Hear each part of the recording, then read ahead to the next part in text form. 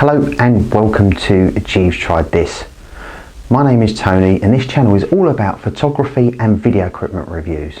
So if you're new here, press subscribe and take a look at my other videos. And if you're a returning subscriber, well, welcome back.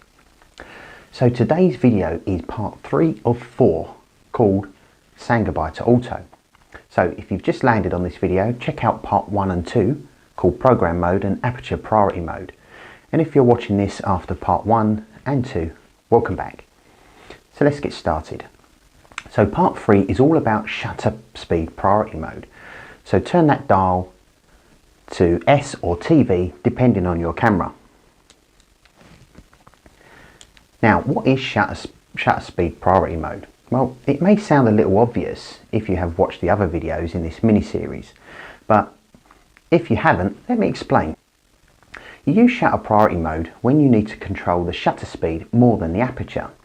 You determine the shutter speed that you want and the camera automatically adjusts the aperture for you to be able to get the correct exposure.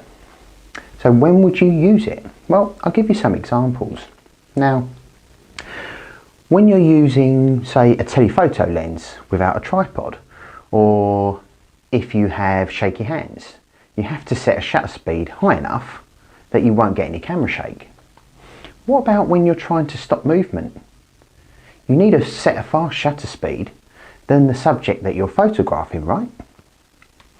Or what about if you want to give that subject some movement?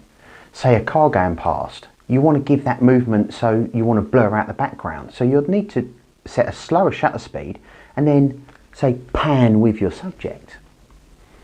So how does it work then? Well, you set the shutter speed, the camera figures out the rest. However, unlike program mode, there is no limit to the range of speed choices. What about if you want to use your shutter speed higher than the lens widest aperture will allow?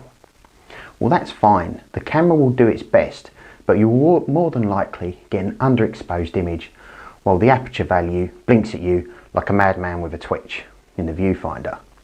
If you shoot RAW, you might be able to boost up the exposure in Photoshop later.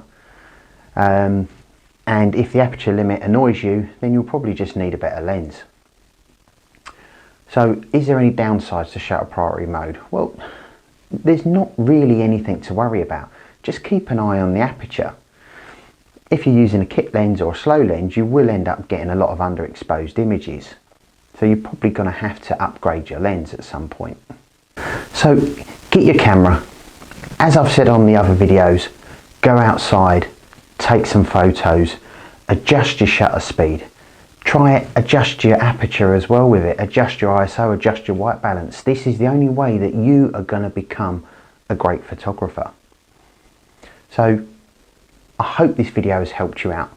Please don't forget to subscribe. You can do that by pressing the button now. You can also follow us on Twitter, Facebook, Instagram, Google+, and Pinterest. So thanks again for watching, and I'll see you soon.